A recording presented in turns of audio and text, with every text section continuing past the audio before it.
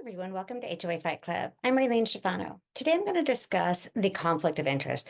I know I've discussed this many times before, where there's a conflict of interest, like the property manager owns a construction company and they do business as, two separate entities, but, the property manager does have an interest in both. So is that a conflict of interest? So I've been dealing with a lot of cases where the homeowners identify a conflict of interest and they report it to the board, and then the board doesn't do anything about it. But what happens when the board, comes to find out that there's a conflict of interest? I have a community that the board president had identified um, in an insurance claim that the property manager and the construction company were one and the same owners, and she was having issues with the construction part of it. So, of course, the property manager wasn't helping her because the property manager was protecting its own interest in the project, and so there was a conflict there. Now comes in the attorney, I would think, that should be advising everyone of what to do and should have made the property manager either resign or the construction company resign. So there should have been something done there. The attorney of the association should have demanded a few things. Who do we report to when these things happen? So now we have this board president is gone. There's a new board as of last year, and the new board can't get any power. The Secretary of State's not being changed. The bank accounts weren't being changed. Of course, they terminated the property manager, but that doesn't happen until February. So they had to wait. So they're trying to get records of the association. And it's just a nightmare because this board can't see what happened in this decision, so they don't know what to do. And who do they go to get help in the state? I know homeowners always have a problem with issues and who to go to and what to do, but what if a board of directors is actually having problems or identifies a conflict of interest or thinks that the property manager and the attorney have a conflict of interest and they're not doing what's best for the association, and they can't get the records of the association? Who does the board go to? Who does the association go to enforce the professionals to do their duty? Are we saying that the association has to file a civil suit against the property manager and the attorney to get the records of the association that are actually owned by the association, that the property manager and the attorney don't have a right to? So who do we go to? I get the homeowners, but I don't get the board of directors. So I have to ask our officials, our attorney generals, who does the board go to enforce the rules of the governing documents and the laws? Why do these attorneys and property managers have such control?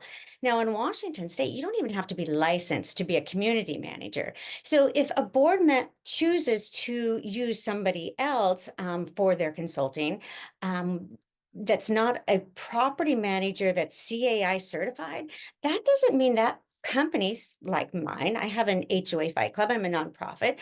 I would be giving the same type of an opinion a property manager would be giving. Um, and it doesn't require a license. Now, my opinions are free. So, and theirs are charging money and they're supposed to be protecting the association. So where does that obligation to protect the association end and begin? And if they have the contractor as also their company, they're going to protect their own companies first, which is exactly what they're doing. We're not getting the information from the attorney and the property manager because it adds conflict of interest. They have an interest of not letting you know what happened there because they made the decisions. I have notes where the property manager's approving insurance claims with no vote of the board. The property managers, the claims, the change orders, everything's being approved by the property manager, and they have complete control of the money of the association. Checks are being written that should not be written, and a settlement agreement was issued by a board president that's not even on the board anymore and signing for their own settlement agreement. How is this legal? And I'm the bad guy here because I helped the board asking for the documents because they couldn't get any response from the property manager and the attorney. So when I come in now, I'm the threat. I'm the threat because I'm not the hired property manager. No, I'm not making any money. You're right. I'm not the threat. I'm not the threat. I'm the threat to the professionals. I'm not the threat to the association. I'm protecting the association that the professionals were hired and paid to do, but are failing to do and are allowing this to continue. So I have to ask again, who's protecting the associations? If we have to file, if this board has to file a civil suit against these professionals because the condo laws don't protect them, then there's something seriously wrong. I mean, we knew they didn't protect the members of the association, but it shouldn't create a place where these professionals can violate the board's decisions. If they violate the board's decisions, they should lose their right to be a community manager. They should lose their right to be an HOA attorney. There should be some penalty for violating this. So I'm going to ask our Attorney General, what would be the penalty for these professionals for violating the laws, because they are violating the laws. So I will get you that answer as soon as I find out from the Attorney General. All right, you guys, I'll see you on the next one.